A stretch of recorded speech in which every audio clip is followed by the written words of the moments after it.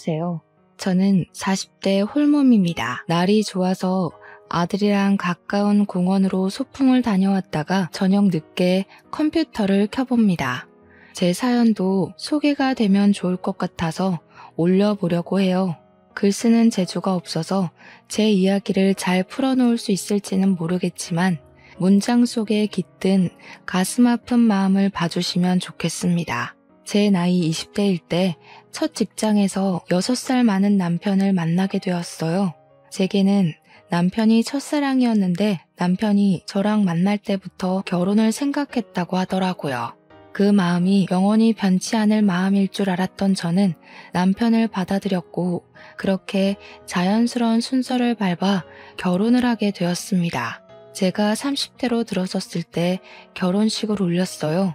결혼을 결정했을 때 양가 집안 형편이 크게 다르지 않아서 어른들로 인해 결혼 반대에 부딪히는 일은 딱히 없었습니다. 남편은 결혼을 약속하기 전 제게 제주도에서 살고 싶다고 한 적이 있어요.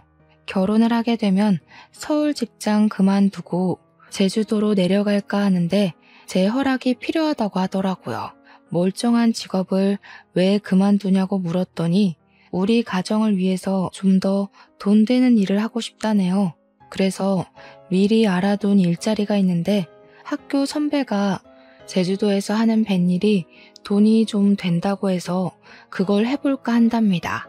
저보고도 일 안 해도 된다고 아이 갖고 육아만 해달라고 하길래 그때만 해도 저는 순수하게 남편을 의지만 했어요. 그래서 저 또한 일을 그만두고 남편과 함께 생전 발 들여본 적 없는 제주도로 내려가 살게 되었습니다. 저희는 제주도에 입성하고 머지않아 임신을 하게 되었어요. 사랑스러운 아들이었습니다. 남편은 약속대로 정말 열심히 돈을 벌었고 또 많이 벌었어요.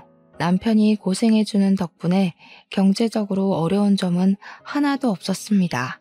다만 남편이 일 때문에 집에 오래 머물 수 없어서 신혼을 마음껏 즐기기는 어려웠어요.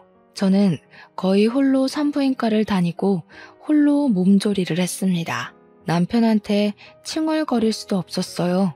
남편이 저랑 아들을 위해 밤낮으로 애를 쓰고 있는 걸 알았거든요. 새벽에 나가고 새벽에 들어오는 남편을 위해 제가 할 수 있는 응원은 남편의 내조를 열심히 하는 것밖엔 없었습니다. 남편이 밥이라도 든든히 먹을 수 있게 도시락을 꼬박 싸줬고 동료들과 같이 먹으라고 많은 양의 간식도 만들고 그랬어요. 남편이 몸 힘들게 그러지 말라고 했는데도 가정을 위해 한 사람만 노력하도록 지켜볼 순 없었습니다. 또 남편에게 그렇게 마음을 표현하는 것이 제 나름 보람 있어서 좋기도 했고요. 제가 출산까지만 해도 저랑 남편 사이에는 문제가 없었어요. 어느덧 제가 출산을 하고 아들을 안게 된 남편과 저의 행복이 극에 달했을 때 불행은 시작되었어요. 그 불행의 원흉은 다름 아닌 시모의 존재였습니다. 생각지도 못한 골칫거리가 나타나서 일상이 제대로 흐트러지기 시작했어요. 시모는 제가 출산을 한 지 얼마 안 돼서 시부랑 조론을 하셨어요. 시부랑 같이 살기 지긋지긋하다고 다 늙은 나이에 이혼을 해버렸습니다. 너무 개방적인 마인드라서 놀라긴 했지만 시모의 의사를 존중하고자 했어요. 그래서 문제가 뭐냐 하면 시모가 제주도로 이사를 오면서 간섭이 심해졌다는 겁니다. 시모는 조론하고 멋대로 제주도로 자리를 잡더니 제주도에서 혼자 지내기 심심한지 매일같이 우리 집을 찾아왔습니다. 그리곤 제 아들한테 그렇게 집착하는 모습을 보였어요. 제 아들을 좋아해주는 건 너무 감사한 일이지만 아직 돌도 안 지난 아들을 가만두질 않는 건 좀 심하다고 봤는데요. 제 심기를 가장 심하게 건드리는 시모의 행동은 따로 있었습니다. 바로 시모가 제 아들 앞에서 은근히 자기가 엄마인 척 행동하는 것이었어요. 예를 들면요. 시모가 저희 집에 방문을 안 할 때는 꼬박 전화를 해서 제 아들을 집에 데려오라고 합니다. 또 제가 아들 젖을 먹이고 있으면 옆에서 내내 지켜보고 있다가 다 먹자마자 아이를 데려가서 자기가 트림 시켜줍니다. 아들이 잠에 빠져도 그 순간까지 시모가 곁에서 함께 잠을 잡니다. 그것뿐이겠어요? 제가 아들 근처에 가거나 옷을 갈아입히려고 하거나 기저귀를 가려고 하면 시모가 전부 다 뺏어가며 자기가 해줬어요. 한 번씩 아들이 새벽에도 젖을 찾을 때가 있는데 시모가 우리 집에 자고 갈 때면 아들 살핀다고 제 옆에서 잘 때도 있었습니다. 시모 때문에 남편은 새벽 늦게 퇴근해서 오면 거실 밖에서 자요. 시어머니랑 며느리랑 나란히 자는 경우는 대체 무슨 상황이란 말입니까? 시모가 저희 집에서 자주 자고 가면서부터 남편이랑은 더 거리가 멀어진 듯 했어요. 안 그래도 남편은 새벽에 퇴근하고 일찍 출근하는 사람이라서 둘이 같이 있을 시간이 별로 없는데 그 잠깐의 시간마저 시모가 빼앗는 바람에 저희는 얼굴을 마주할 시간이 아예 없어진 셈이었습니다. 시모가 알아서 육아해주면 아이 엄마 입장에선 편한 거 아닌가 생각하시는 분들이 있겠죠. 그런데 이건 좀 다른 문제라는 걸 정확히 보셔야 합니다. 시모의 광적인 집착 때문에 아들이 시모만 찾는다면 이거 문제 아니겠어요? 자식은 부모와 상호작용을 하여 관계 형성되는 게 중요한데 아들이 시모 없으면 불안 증세를 느끼는 게 바람직한 육아의 흐름은 아니잖아요. 그래서 제가 참다 못해 시모에게 정중히 말을 해본 적도 있었어요. 시모가 어김없이 자고 가는 날이었고 자연스럽게 제 아들을 안고 방으로 들어가려길래 말로 시모를 붙잡았습니다. 어머님, 오늘도 주무시고 가실 거예요? 집에 안 들어가신 지 좀 되셨지 않아요? 그래도 사람 사는 집인데 공가처럼 썰렁하게만 두면 먼지 많이 쌓일 텐데요. 내 일은 내가 알아서 잘하니까 신경 쓰지 마. 그리고 우리 손자가 이 할미 좋다고 안 떨어지려는데 어떡하겠어? 왜? 넌 내가 자주 자고 가는 게 불편하냐? 시애미가 다 해주면 감사하게 생각해야지. 너는 가서 쉬어라. 심심하면 내 아들 먹을 음식이나 해놓던가. 이때 제가 느낀 기분이 뭔 줄 아십니까? 그 순간 제가 마치 대리모가 된 기분이었어요. 제 아들이 아니라 시모의 아들을 지켜보고 있는 기분이었습니다. 이게 말이 되는 상황인가요? 아이를 봐주는 것도 한두 번이지 제가 일을 안 해서 충분히 애를 볼 수 있는데 아들 근처도 못 오게 하니까 갈수록 스트레스가 쌓였어요. 시모랑 안 맞는 부분이 있다고 바로 성질부터 내는 며느리는 없잖아요. 참을 만큼 참다가 더는 안 되겠을 때 며느리들도 폭발을 하지 않습니까? 저도 시모가 남편의 엄마이기도 하고 제 아들의 할머니이기도 하니까 최대한 좋게 이해해 보려고 노력했어요. 그러나 저도 한계가 있는 사람이더라고요.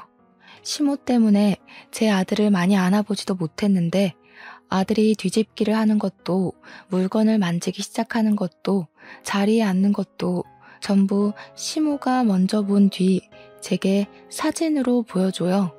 제가 집안일을 하는 동안 놓쳤던 아들의 모습을 항상 시모를 통해서만 봐야 하는 것이 점점 화가 나기까지 했습니다. 어떤 날에는 너무 서러워서 남편 퇴근하는 시간까지 안 자고 있다가 피곤에 찌들어 들어오는 남편에게 투정을 부린 적도 있었어요. 그날 남편은 제가 울면서 마중을 하고 있자 많이 당황했습니다. 나 어머님 때문에 너무 속상해. 지금도 어머님이 애 손도 못 대게 둘이서 자고 있어. 왜 어머님이 나랑 아들 사이를 갈라놓고 가운데서 자냐고.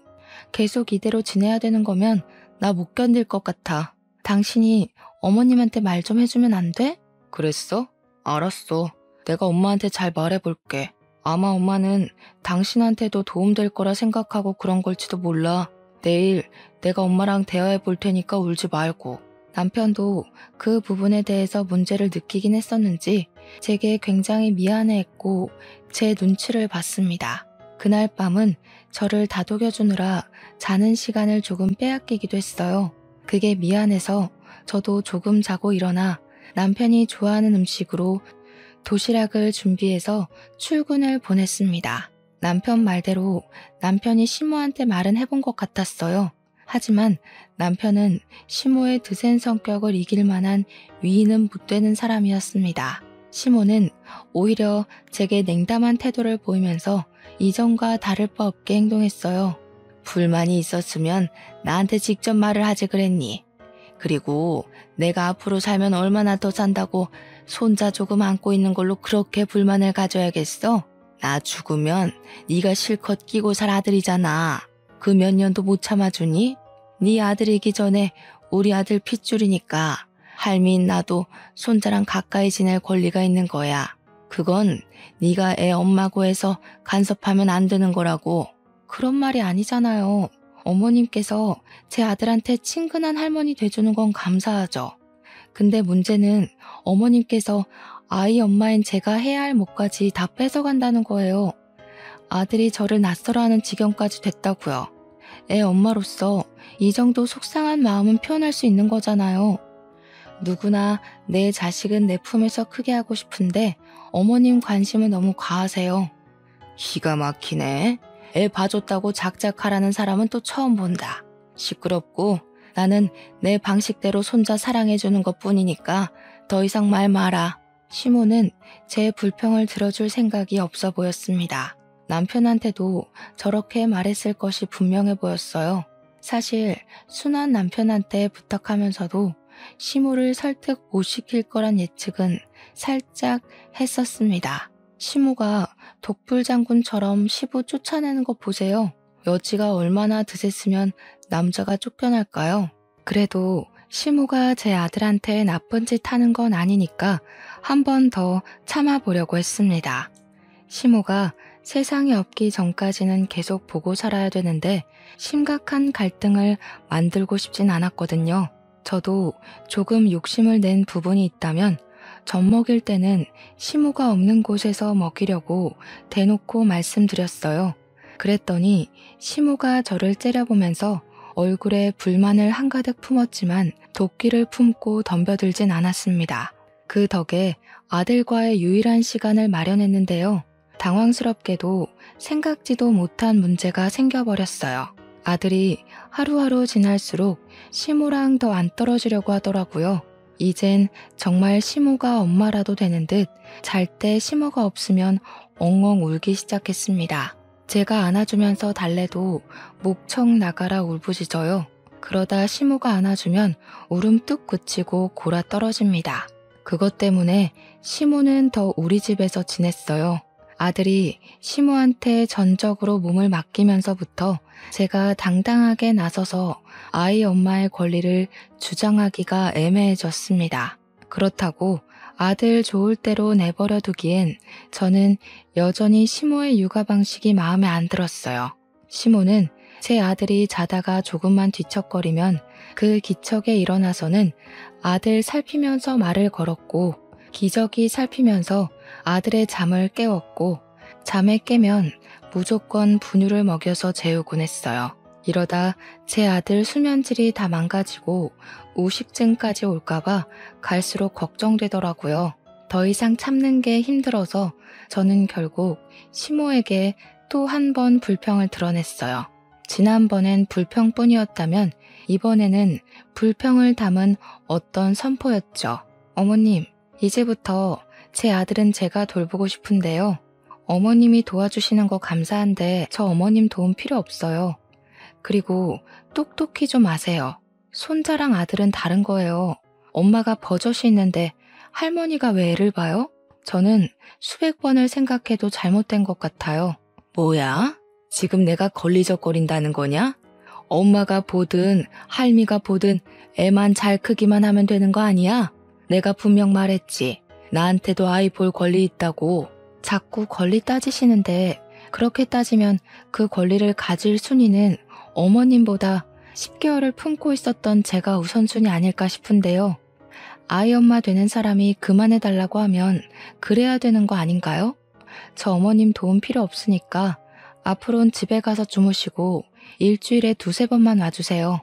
제 말에 열이 받는지 얼굴이 달아오른 시모는 제게 하고 싶은 욕을 다 퍼붓고 집으로 돌아갔어요. 그 뒤로 삐쳤는지 우리 집을 아예 안 오더라고요. 근데 시모가 저 때문에 생긴 불평을 남편한테 전화해서 하소연했나 봐요. 새벽 늦게 들어온 남편이 저를 깨우더니 거실 밖으로 데리고 나오라고 하는 겁니다. 내가 요 며칠 엄마한테 시달리느라 더 피곤해. 당신도 엄마한테 불만 있으니까 내가 웬만하면 내 선에서 해결하려고 했거든? 근데 생각할수록 당신이 좀 더 심했다는 생각이 드네. 그래도 우리 애가 예뻐서 엄마가 그랬던 건데 꼭 그렇게 쫓아낼 필요는 없었잖아. 남편이 제게 차분차분 얘기하면서 한숨을 쉬는데 너무 서운하더라고요. 남편은 제가 시모 때문에 얼마나 스트레스 받았고 참아왔는지 잘 아는 사람이었어요. 그래서 적어도 중립은 지켜줄 거라 기대했는데 결국 남편은 저더러 시모의 행실을 참아달라고 얘기하고 있었습니다. 나는 어머님한테 그렇게 경고 준 거 후회 안 해. 어머님이 당신한테 얼마나 솔직하게 하소연했는진 모르겠는데 당신이 직접 안 봐서 그렇지. 지금 우리 아들이 어머님한테 엄마라고 부르게 생겼어. 어머님께서 딱 할머니 노릇만 해준다면 당연히 감사하지. 근데 그게 아니라고. 남편은 저와 시모 사이를 해결 볼 수 없다는 걸 직감했는지 결국 대답 대신 한숨을 쉬었고 그만 씻어야겠다며 더 이상의 대화를 회피하였습니다. 피곤한 남편을 상대로 심신까지 피로하게 만들고 싶진 않았는데 정말 미안했어요.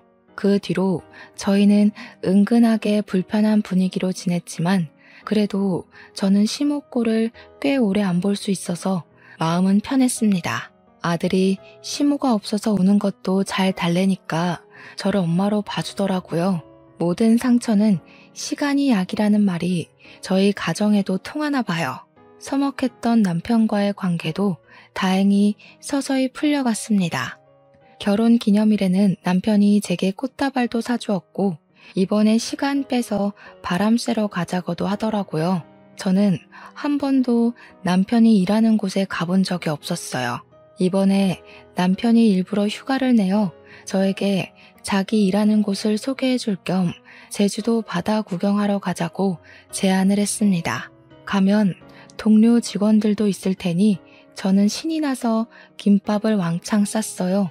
그리곤 남편 차를 타고 아들이랑 바다로 나들이 갔죠. 남편이 일하는 곳은 생각보다 영역이 넓었습니다.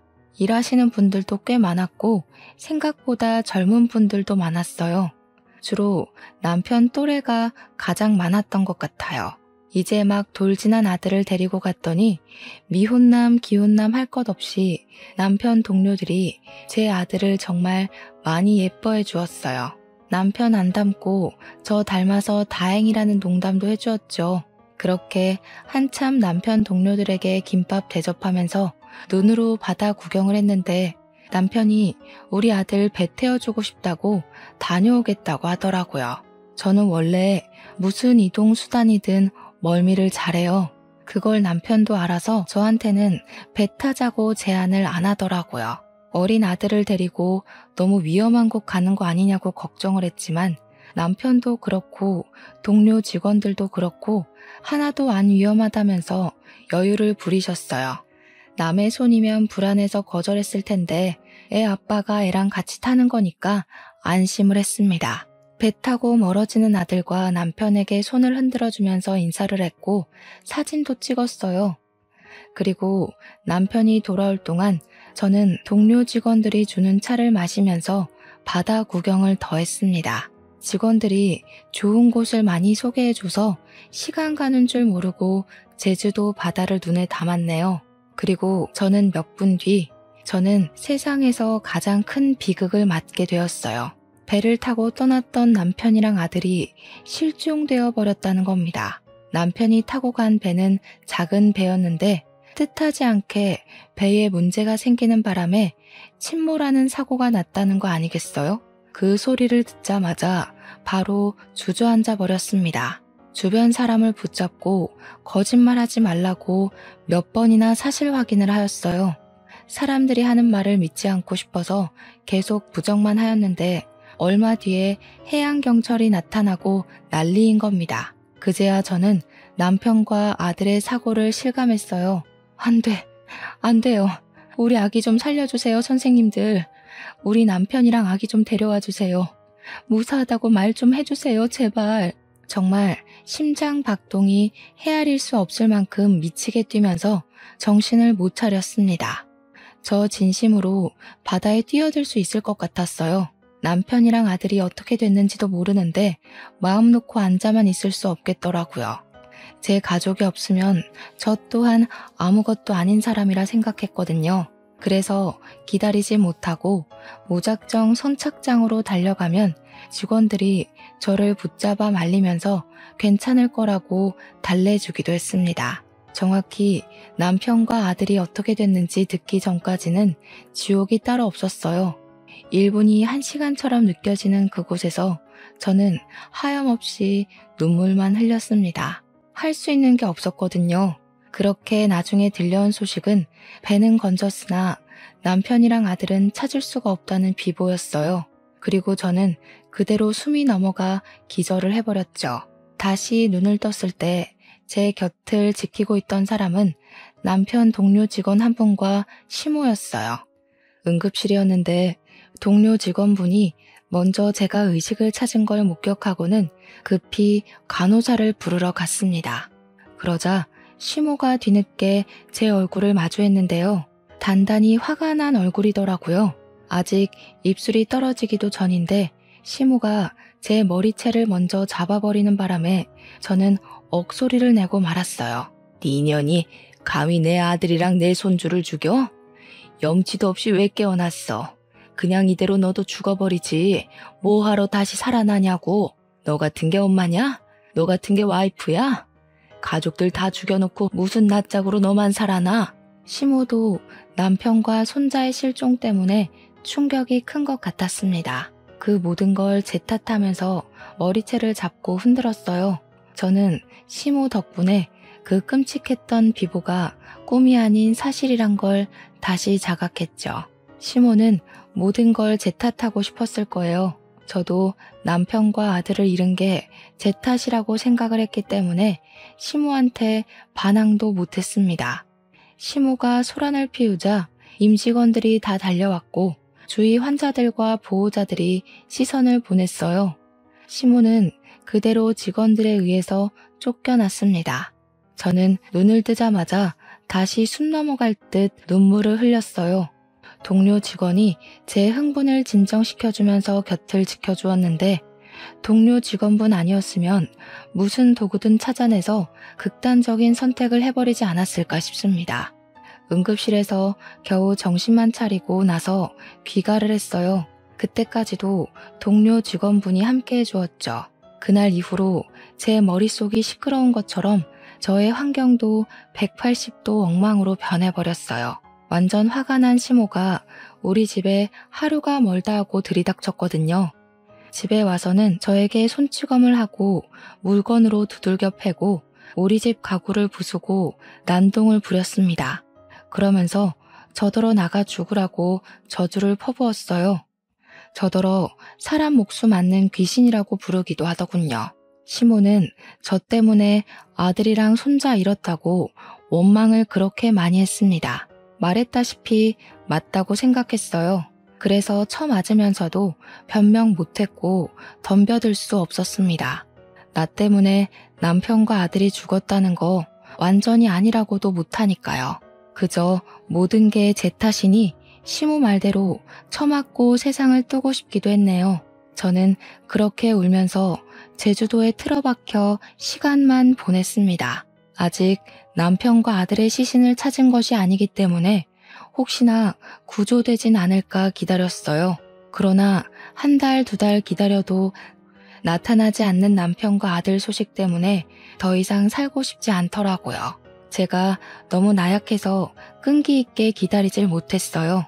그래서 어느 날 새벽 저는 바닷가로 향했고 바닷속 어딘가에 있을지 모를 남편과 아들을 생각하면서 몸을 내던지려고 했습니다. 그런데 그때 저를 막아준 사람이 있었는데요. 바로 남편 동료였습니다. 마침 새벽 근무였나 보더라고요. 남편 동료는 남편이 사고 난 당일에 저를 가장 적극적으로 말리고 위로해줬던 사람입니다. 그는 기절한 저를 응급실에 데려가 주었고 깨어날 때까지 곁을 지켜준 사람이었으며 또 응급실에서 자해를 할 뻔했던 저를 구해준 사람이기도 했어요. 아직 확실한 소식도 안 났는데 이렇게 약한 생각하면 어떡해요? 왜 죽으려고 하는 건데요? 남편이랑 아들 살아 돌아올 때까지 이 악물고 버텨야지. 나만 어떻게 그래요? 남편이랑 아들은 숨도 못 쉬고 바다 안에 있을 텐데 어떻게 나만 잘 자고 잘 먹고 사냐고요. 그냥 죽게 두세요. 남편이랑 아들 없이는 살기 싫어요. 그 사람은 저를 끝까지 놓아주지 않았습니다. 계속해서 약한 생각하지 말라고 혼쭐만 내주었어요. 저는 결국 아무것도 못하고 바다 앞에서 실랑이만 벌이다가 결국 서럽게 울었습니다. 그 이후로 그 사람은 제가 죽을까봐 걱정이 되는 건지 매일같이 우리 집을 찾아와 줬습니다. 저를 데리고 억지로 밥을 먹이고 억지로 잠을 재우고 집안일까지 손수해 주었어요. 그러는 동안에도 저는 정신을 못 차리고 죽지 못해 사는 사람처럼 그렇게 지냈죠. 그렇다 보니 시모도 그 사람을 볼 수밖에 없었는데요. 그 남자가 우리 집을 들락날락거리자 시모는 건수 하나 더 잡았다는 듯 제게 회심의 일격을 날렸습니다. 제 귀싸대기를 때린 거죠. 이 미친년이 남편이랑 지 아들 죽은 지 얼마나 됐다고 그새 바람을 피워? 설마 이러려고 내 아들이랑 내 손주 죽인 거야? 저는 시모의 원망을 받는 것이 한편으로는 남편과 아들을 잃고도 목숨을 부지하고 있는 죗값을 받는 것 같아서 묵묵히 당해주기만 했습니다. 시모에게 폭언을 듣고 손찌검을 당할 때면 제 안의 죄책감이 조금 누그러지기도 했거든요. 이대로 더 심하게 맞고 세상을 뜨고 싶다는 생각도 매일 하면서 지냈어요. 그런데 남편 동료 직원이 제 곁을 머물면서부터 제 삶은 뜻하지 않게 자꾸 구제되었습니다. 시모한테 처맞고 있는 그 타이밍에 그 남자가 들이닥쳤는데 사정없이 시모를 저에게서 떼어놓더니 집 밖으로 끌고 나갔어요. 그리곤 대문 앞으로 내동댕이 쳐버리더군요. 한 번만 더 이 집 찾아오거나 근처에서 얼씬거리면 아줌마도 똑같이 만들어줄 거예요. 남자한테 주먹 맞아봤어요? 그 연세에 남자 주먹 맞으면 이빨 몇 개는 털릴 거예요. 이른 나이에 틀니 끼고 싶으면 계속 찾아오던지. 시모는 그 남자의 협박을 받고 난 후 정말로 발길을 끊어버렸습니다. 다신 찾아오지 않았어요. 나중에 알아보니 이사를 갔더라고요. 그것도 그 남자가 말해줘서 알았습니다. 시모를 볼 때마다 남편이랑 아들 생각이 나서 더 많이 울곤 했는데 시모가 없으니까 시간이 흐를수록 그 남자가 말하는 대로만 생각하게 되더라고요. 그 남자는 끊임없이 제게 괜찮다, 잘했다, 행복했으면 좋겠다 그런 긍정적인 말들만 해줬어요. 초반에는 남자의 그런 위로마저 자책으로 느껴졌는데 무려 10년을 그런 소리만 듣고 사니까 염치 없게도 큰 안정감이 생기더라고요. 그 남자는 고맙게도 10년씩이나 제 곁에 있어 주었습니다. 그저 동료 직원의 아내일 뿐인데 이렇게까지 신경을 써줄 수 있다는 것이 정말 대단하지 않습니까? 저는 그 남자 덕분에 제 아들과 남편을 마음에 잘 묻을 수 있었어요. 사랑하는 가족들의 죽음을 좀 더 건강하게 받아들일 수 있었다는 겁니다. 저는 그제야 그 사람의 진심이 보였어요. 자기의 삶 일부를 포기하고 그 시간을 저한테 쏟아준 것이 큰 은혜라고 생각했습니다. 너무 고마워서 10년이나 지나서야 그분께 감사 인사를 전했네요. 진수 씨 덕분에 제가 어떻게 살아가야 될지 알게 됐어요. 늘 고마웠는데 이제야 인사드려서 미안해요. 나 이제 괜찮으니까 앞으로는 진수 씨 인생 살았으면 좋겠어요. 제가 진수 씨 시간을 너무 많이 뺏은 것 같아요. 본의 아니게 제가 그 남자의 발목을 잡고 있었을지도 모른다는 생각도 들었어요. 그래서 나 이제 괜찮다고 말했던 건데 그러자마자 그 남자가 해주는 말에 무척 당황했습니다. 그분이 제게 이날이 오기만을 기다렸다고 하면서 진심을 고백하는 겁니다. 저를 좋아한다고 했어요. 생각지도 못한 고백이라서 당황스러웠습니다. 그러나 저 역시 그 사람에게 많이 의지했고 그 사람의 고백을 받는 순간 저 또한 마음이 있다고 느꼈어요. 10년 만에 처음으로 두근거렸거든요.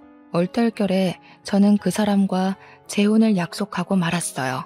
얼마 만에 기쁜 소식인지 행복한 기분을 느낀 제 스스로가 너무 어색하여 어안이 벙벙했던 걸로 기억합니다. 저는 그 남자가 이끌어주는 대로 재혼 준비를 조금씩 해나갔어요. 그런데 그 과정에서 정말 심장이 벌렁거릴 만큼 뜻밖의 반전이 일어났습니다. 재혼을 위해 호적을 정리하려고 서류를 떼러 간 날이 있었는데요.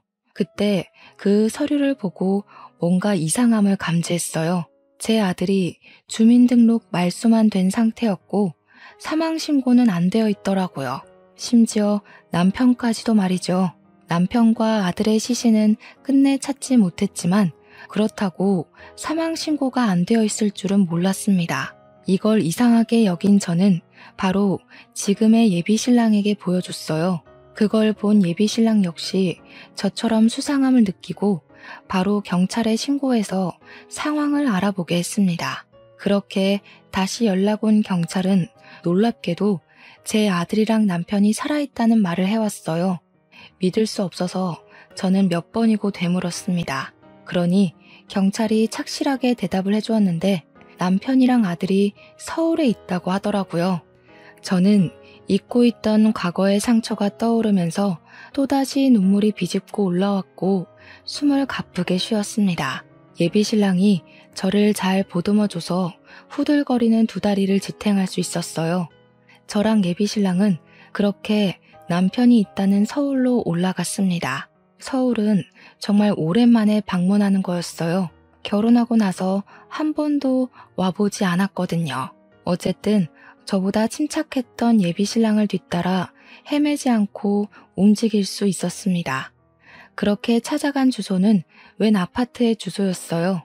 그때부터 남편 살아있다는 건 말이 안 된다는 불신과 정말 살아있으면 어떻게 해야 하나라는 긴장이 상충하면서 두근거리기 시작했습니다. 만약 진짜 살아있었다면 왜 나한테 연락하지 않은 건지 그것도 한편으로는 궁금했어요.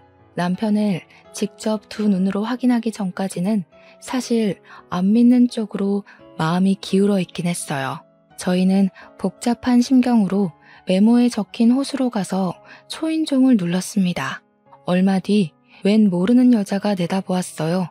여자가 저희를 모르듯 저희도 그 여자를 몰라서 무슨 말부터 해야 하는지 순간 말문이 턱 막혔습니다. 그러자 그 뒤로 누구냐며 금세 따라붙는 목소리가 있었는데요. 얼굴을 보지 않아도 얼굴이 떠오를 만큼 익숙한 목소리더라고요. 그리고 그 의문의 남편은 바로 얼굴을 내비쳤습니다. 놀랍게도 그는 10년 전 죽은 줄만 알았던 제 남편이 맞았어요. 너무 놀랐습니다. 놀란 건 저뿐만이 아니라 남편도 마찬가지인 듯했어요. 남편 또한 저를 보는 안색이 바뀌는 걸 보니 저를 알아보는 것도 같았습니다. 남편이 정말로 살아있었다니. 남편을 보자마자 가장 먼저 든 의문은 어떻게 였습니다. 제가 남편과 아들을 얼마나 기다렸는데 둘을 기다리면서 얼마나 지옥 같은 시간을 보냈는데 이렇게 살아있을 거면 연락을 해줬어야지. 기억을 잃은 것도 아니면서 대체 왜 멀쩡하게 살아있으면서도 연락을 안 했는지 이해가 안 되었어요. 그러다 놀라서 얼어붙어 있던 남편이 의문의 여자 보고 여보라고 하며 급하게 문을 닫으려고 할 때 저는 남편의 마음을 다 알아버렸습니다. 남편의 재혼, 그것이 멀쩡하게 살아있었음에도 10년간 잠적을 했던 이유인 것 같았어요. 저는 문 닫으려는 남편의 멱살을 잡으면서 문 안으로 비집고 들어갔어요. 당신이 죽은 줄 알고 내가 몇 년을 울었는데 어떻게 이렇게 멀쩡히 살아있을 수가 있어? 도대체 무슨 짓을 한 거야? 설마 새 살림 차리고 싶어서 죽은 척 했던 거야? 왜 이러세요? 사람 잘못 보셨습니다. 이거 주거 침입인 거 몰라요? 경찰 부르기 전에 나가라고. 남편은 뒤늦게라도 시종일관 모른 척하며 부인으로 보이는 그 여자를 방에 보내려고 했습니다. 그러자 그 여자가 상황의 심각성을 눈치챘는지 한마디 내뱉더라고요. 당신 전처 죽었다고 하지 않았어? 이분이 당신 전처 되는 분이야? 익사사고로 죽었다더니 설마 거짓말이었어? 익사사고라. 남편 재혼녀의 말로 인해서 우선 남편이 저를 속였다는 것은 증명이 되었어요. 그러고 보니 남편이 제 도장을 마음대로 훔쳐가 멋대로 이혼 서류에 도장을 찍은 줄도 모르고 있었네요. 어처구니가 없어서 저도 더 따졌습니다. 익사사고로 연기한 건 당신 아니냐고 소리를 쳤죠. 그러자 남편은 저한테도 해명하고 지 부인한테도 해명하느라 완전 반정신이 나가 있었어요. 저를 모른 채 하는 건 금세 포기를 했는지 저를 시한폭탄 대하듯이 밖으로 밀어내더라고요. 밖에 나가 있으면 다 설명해준다고 말이죠. 10년이나 거짓말을 쳐놓고 고작 한다는 말이 나중에 설명해주겠다니 참 기가 막혔습니다. 남편이 저를 버리고 재혼을 했다는 것도 알았고 남편 마음엔 제가 애초에 없었다는 것도 알아버려서 남편의 변명 따위는 들을 필요가 없어졌어요. 다른 거 다 쓸데없고 저는 당장 제 아들을 눈으로 확인하고 싶었습니다. 근데 아무리 둘러봐도 아들로 보이는 아이가 이 집안에 없는 겁니다. 마음이 조급해져서 다시 남편을 붙잡고 따졌어요. 내 아들 안 죽었지? 내 아들 어딨어? 설마 새 살림 차릴 거라고 내다 버린 거야? 당장 말 안 하면 저 사진 속에 있는 네 새끼도 똑같이 만들어버릴 줄 알아. 우리 아들보다는 어리지만 그래도 유치원생 정도로는 보이는 여자애가 찍혀있는 가족 사진이 거실 벽에 덩그러니 걸려 있었습니다. 제가 어린애로 협박을 하자 남편 재혼녀가 더 놀라서 남편을 재촉했어요. 결국 남편은 제 아들이 어디 있는지 실토를 하게 되었죠. 남편이 망설이면서 겨우 입 밖으로 꺼낸 사실은 저를 또 한 번 무너지게 만들었습니다. 남편 하는 말이 제 아들은 시모랑 따로 살고 있다고 하더라고요. 그 소리를 듣는데 얼마나 소름이 끼쳤는지 몰라요. 내가 내 아들 때문에 시모랑 어떻게 지내왔는지 아는 사람이 내 아들을 빼돌려서 시모에게 안겨준 셈이나 마찬가지라서 남편이 몹시 원망스러웠습니다. 저는 온 힘을 다해 남편을 두들겨 팼어요. 남편 재혼녀는 저랑 남편 사이에 아이가 있다는 것도 몰랐나 보더라고요. 제가 남편을 원망하며 두들겨 패는데 옆에서 충격받아 주저앉아 있기만 했습니다. 그러거나 말거나 저는 남편을 잡아 끌면서 당장 시모가 있는 곳으로 앞장서라고 행패를 부렸어요. 흥분을 가라앉힐 수 없어서 소리를 고래고래 질렀습니다. 엉망진창이 된 상황에 겁을 먹은 남편은 저랑 예비신랑을 데리고 시모가 있는 곳으로 출발했어요. 도착한 곳은 황당하게도 웬 교회였습니다. 남편이 그곳에 주차하고 내리더니 교회 옆에 딸린 주택으로 저랑 예비신랑을 데리고 갔어요. 그리고는 초인종을 눌렀고 저는 또 한 번 심장을 부여잡았죠. 옆에서 예비신랑이 제 손을 끝까지 붙잡아 주기도 했습니다. 그렇게 얼마 뒤 문을 열고 나온 사람은 꽤 세월을 받은 시모였어요. 시모는 남편만 온 줄 알고 반겼다가 뒤따라 들어오는 저를 보곤 사색이 되었습니다. 안으로 들어갔더니 웬 목사가 남편을 아는 체 하면서 남편을 아들이라고 부르더라고요. 그걸 보니까 시모가 영감 목사랑 재혼을 했다는 걸 눈치챌 수 있었어요. 그리고 그때 토악질 나올 것 같은 시모보다 눈에 더 들어온 사람이 있었는데요. 한 10살쯤 되어 보이는 남자아이였어요. 저는 그 아이를 보자마자 제 아들이라는 걸 바로 알아봤습니다. 제 눈에서 눈물이 흐르는 줄도 모르고 아들을 바라봤어요. 아들은 당연히 저를 알아보지 못했습니다. 그저 낯선 사람들의 등장으로 눈치를 보더니 금방 방 안으로 들어가 버렸어요. 저는 그런 아들을 쫓아 방으로 따라 들어가려고 했습니다. 그런데 그때 시모가 제 머리채를 붙잡으면서 못 가게 막았어요. 어딜 가려고? 그 애, 네 애 아니야. 네 애는 10년 전에 물에 빠져 죽었잖아. 갑자기 나타나서 이게 무슨 행패야? 이제 내 아들까지 죽이려고? 시모는 제 아들을 자기 아들이라고 주장하기 시작했어요. 그 모습을 보니까 알겠더라고요. 시모는 제 아들을 훔쳐가 마치 자기 아들인 것 마냥 키우고 있었던 겁니다. 더 이상 제가 시모에게 맞아줄 이유는 없다고 생각했어요. 가족들이 죽은 게 아니라 제가 속은 거잖아요. 저는 여전히 제정신 아닌 것 같은 시모를 당장 밀쳐버리고 시모의 뺨따구를 사정없이 때렸습니다. 그러자 예전만큼 힘이 없던 시모가 그대로 구부러졌어요. 사람이 정신이 나가도 정도껏 나가야지. 어떻게 내 새끼 빼돌리려고 10년을 속일 수가 있어? 그래놓고 나더러 나가 죽으라고 그랬던 거야? 정작 나가 죽어야 될 사람이 누군데 당신들은 사람도 아니야. 내가 지옥을 살았던 것만큼 똑같이 느끼게 해줄게. 저는 집안 물건을 다 내던지며 부수기 시작했습니다. 시모가 비명을 지르고 목사가 경찰을 부르고 난리였어요. 그런데도 남편과 예비신랑은 저의 난동을 말리지 않았습니다. 남편은 말리지 못했다고 설명하는 게 맞겠네요.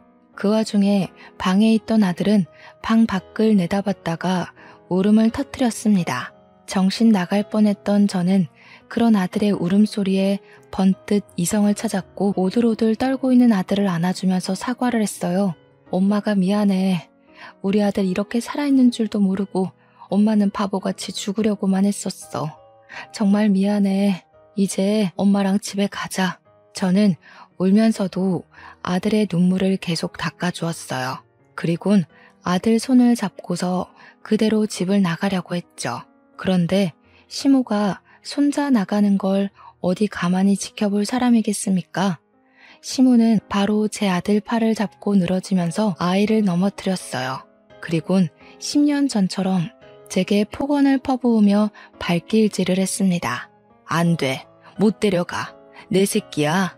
이때까지 자식 없이 잘만 살아놓고 왜 지금에서야 나타나선 잘 살고 있는 애를 데려간다는 거야? 어차피 새로 시집 갈 거 아니야? 그럼 새로 애 낳고 살아. 이 애는 죽은 걸로 치고. 정신 나간 소리하는 시모를 저는 더 이상 못 참고 아동 납치로 이 교회를 신고해버렸습니다. 발악하는 시모는 예비신랑이 막아줬어요. 그런데도 시모는 반성은커녕 신고하는 제게 증거가 있냐고 따지면서 더 뻔뻔하게 나올 뿐이었습니다. 증거는 이미 남편과 내 아들이 살아있음으로 증명이 되는 거라고 박박 우기기만 했는데 그 순간 예비신랑이 나서서 확실한 답을 주었어요. 내가 증인이에요. 내가 그때 그 사고를 다 기억하고 있고 사고로부터 10년이 지난 지금까지 쭉 저 녀석이 시키는 대로 하고 있었으니까요. 예비신랑은 남편을 쳐다보면서 남편이 이 모든 걸 시키고 지휘했다고 말하고 있었습니다. 그건 저도 놀란 사실이라 아무 말도 못했어요. 그 순간 예비신랑의 말이 사실이라는 건 조급했던 남편이 알아서 증명을 해주었는데요. 남편이 예비신랑 붙잡으면서 비밀로 해주기로 하지 않았냐고 애원하기 시작하더라고요. 알고 보니 상황은 이러했습니다. 시모가 자기의 뜻대로 안 따라주는 제가 싫어서 남편과 손자를 빼돌릴 계획을 했고 그 과정을 남편도 동의하여 남편이 적극적으로 나서서 계획을 꾸민 거였어요. 배의 사고로 위장할 테니까 제가 물으면 그렇게 말만 해달라고 제 예비 신랑한테 부탁했다는 겁니다. 예비 신랑은 남편이 그저 동료라서 시키는 대로 했었는데 너무 고통스러워하는 저를 보곤 죄책감을 느껴 10년간 옆에서 붙어 있었다고 했어요. 그렇게 매일 붙어 있다 보니까 정말 마음이 생겼던 거라네요. 이제야 말해줘서 미안하다는 예비신랑의 고백에 저는 주저앉아서 하염없이 눈물을 흘렸습니다. 그 사이 경찰이 와서는 남편과 시모를 아동 납치범 및 사기 죄명으로 붙잡았습니다.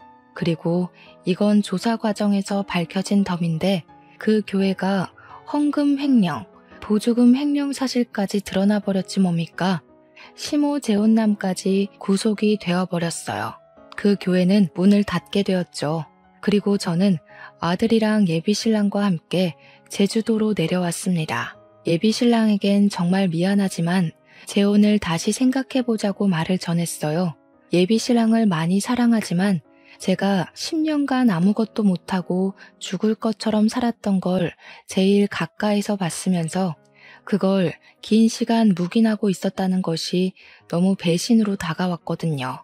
현재의 예비신랑은 이별을 통보한 제게 기다리겠다고 하면서 매일같이 집 앞에 찾아와 용서 구하는 편지를 넣고 갑니다.